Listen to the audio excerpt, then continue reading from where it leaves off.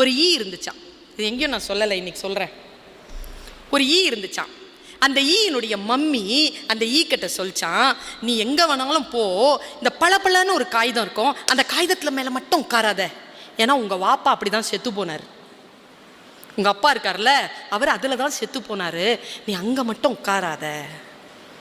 இது இப்படியே பயந்துக்கிட்டே இருந்துருச்சு. அந்த பளபளப்பு காகித பக்கத்தில் போவே இல்லை, அப்படியே இருந்திருக்குது. கொஞ்ச நாள் போக அம்மா போயிட்டு சேர்ந்துட்டாங்க.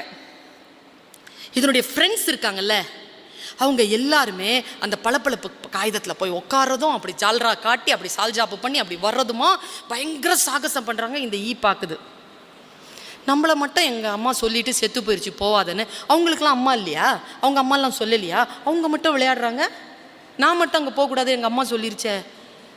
அது அப்படி இப்படி போய் அதை வர்றது, அந்த ஃப்ரெண்ட்ஸ் வர்றது அவ்வளவு ஜாலி அதுக்கு.